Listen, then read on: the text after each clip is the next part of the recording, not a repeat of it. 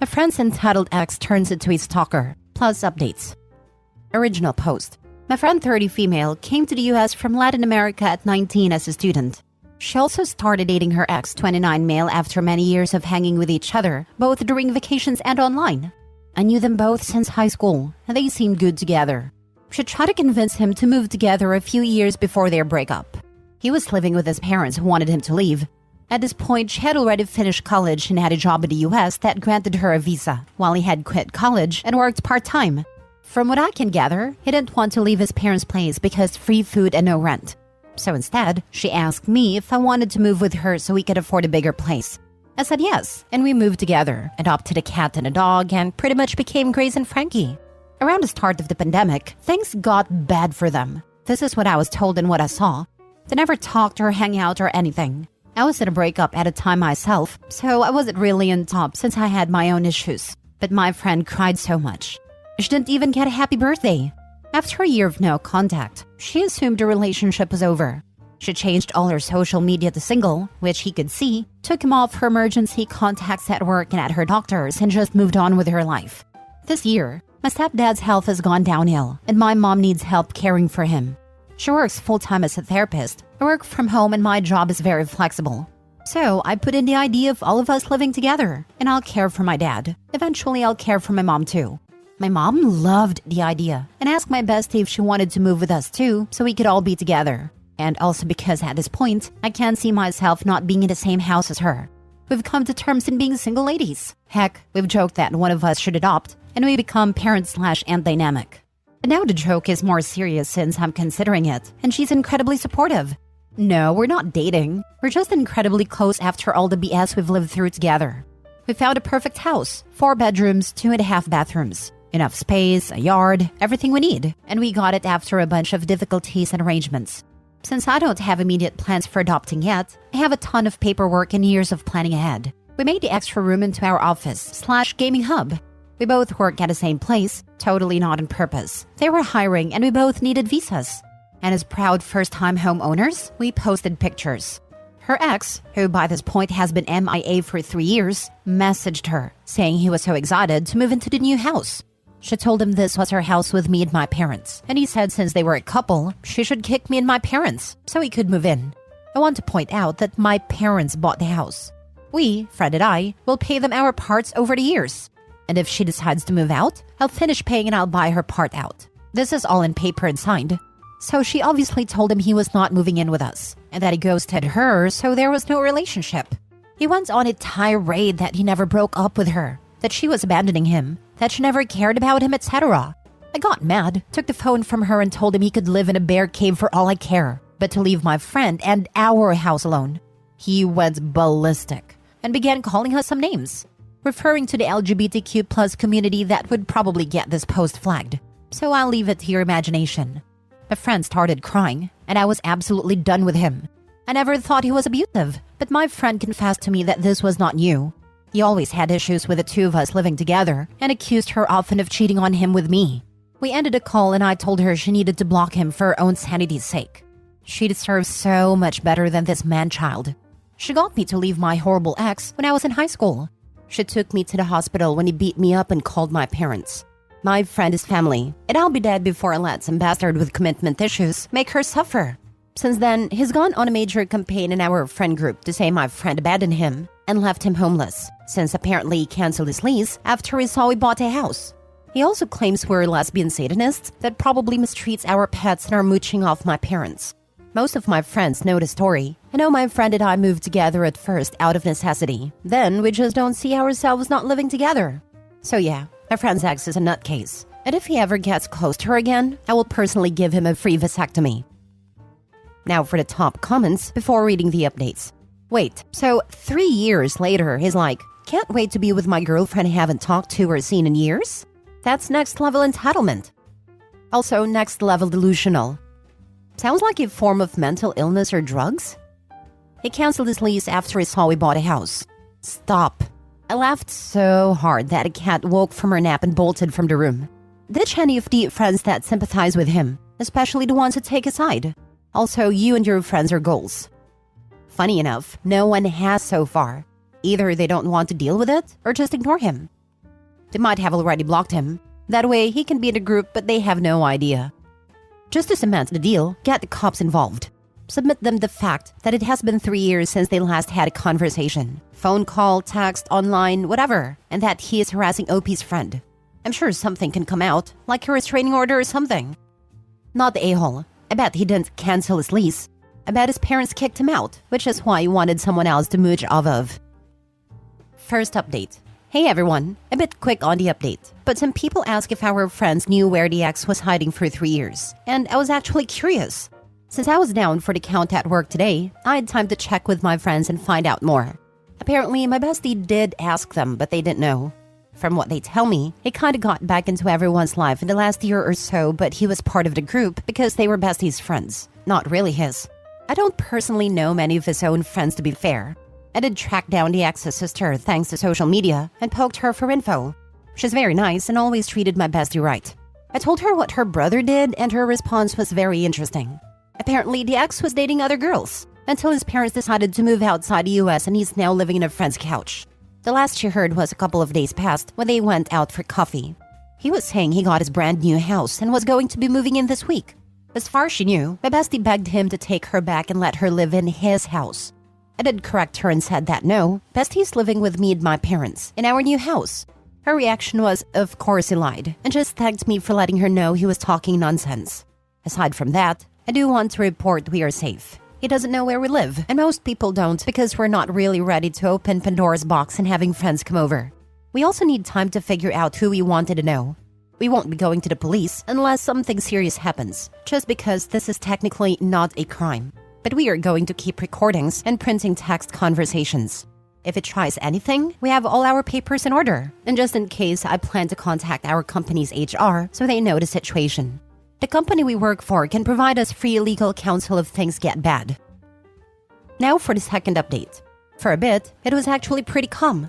She did cut contact and block him as many suggested, and between the two of us, my bestie and I did some calling in our friend group of people we knew were passing information to her ex. We've settled in a new house together, and she actually gets along better with my parents sometimes than I do. Guess she's the golden child now. Sadly, eventually we had to adult and get much needed food. We went to Walmart in town together, and by some bad luck, we crossed paths with her ex. I wish all of it was just awkward glances in each other's way, but no. At first, I tried to talk to her. My friend said she didn't want to speak to him and didn't want him near her. I mostly reminded him I wanted to rip his spine and beat him to death with it. Sadly, that didn't deter him from following us around, like the most obnoxious toilet paper stuck to shoe. We did our shopping and headed to the car with him still after us. I told my friend for her to get into the car and start the gear and lock it while I loaded the groceries. Her ex then decided to appeal to me to talk to my friend about taking him back. I don't know what power held me back from committing a felony, but pretty sure I've earned a PhD in self-control. I told him, in no uncertain terms, where he could put his reconciliation, and that if he kept following us, I will make sure his legs were out of the equation. I got in the car and my friend began to drive back when we noticed a car following us. And we knew it was following because the direction we were going was not usual. To rule out a possible neighbor, we actually did a full U-turn almost back to the store, stopped to get some fast food, ate in the parking lot, then headed again back home. And the same car was after us. Now, as much as I'd talk of violence, I have to admit I was terrified. So was my friend.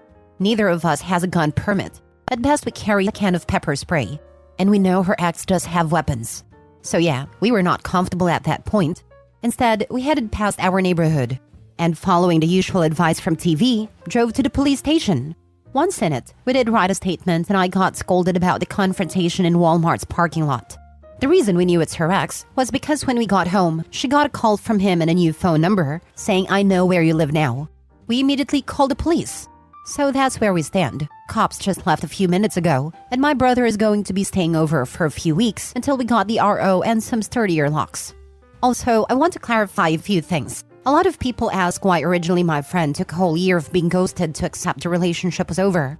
Well, I get it, trust me. Please understand that when my friend came to the US, she had no one. She's cut contact with her toxic family. She literally only had her ex. I moved into the US a year later and also came alone at first. But my parents were able to become citizens and I had them. When her relationship died out, She lost not just her boyfriend, but his family, who pretty much were as close to her own family as she could get. It's not easy, and I personally can't imagine how lonely she felt. I could spend Christmas with my parents. She had no one for that first year. So please, don't judge her on it because she doesn't deserve it. It's not easy to be an immigrant when you have no place to return to. That sounds terrifying. I'm so sorry you had to go through that, Opie. I hope you're able to get a restraining order. Best wishes for you four, especially you, Opie, and your bestie. No one deserves this kind of psychotic treatment and the fear that comes from it.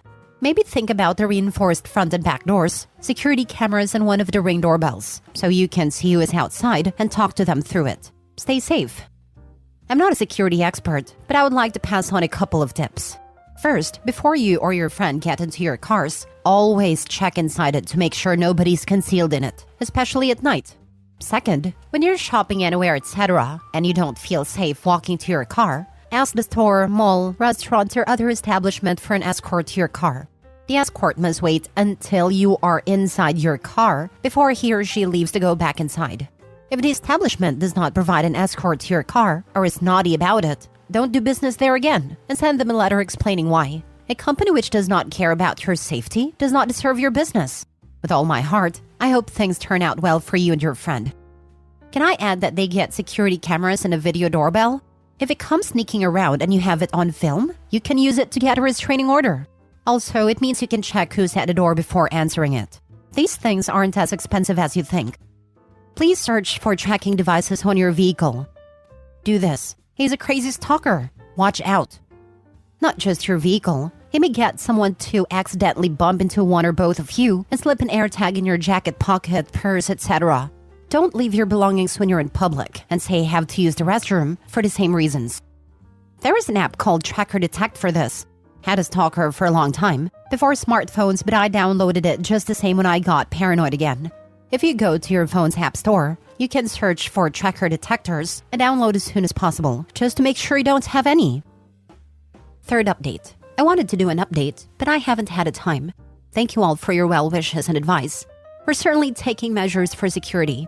We're working with the police, who have been absolutely great the whole process, and are helping Bestie to get the RO. For now, we have my brother using our couch. His ex-military has a gun permit, so we feel comfortable with him home. We still have no idea what's going on with my friend's ex. To be sincere, aside from focusing on our safety, I don't have the time to play Scooby-Doo. I did send a message to his sister warning her that we will press charges if he keeps creeping on us. We also did find an AirTag hidden under the car's bumper. It was immediately removed and turned into the police. Other than that, we're doing fairly good, enjoying the space in the yard. And to our new French aunt, we absolutely love to have you as family. Does the ex know where they live now because they passed their house and he somehow recognized it? Or does he think they live in a police station? He doesn't. They didn't get to the house, just the neighborhood before turning around. He's trying to scare her into giving in and needs to lie because he doesn't have an actual reason. Textbook abuser.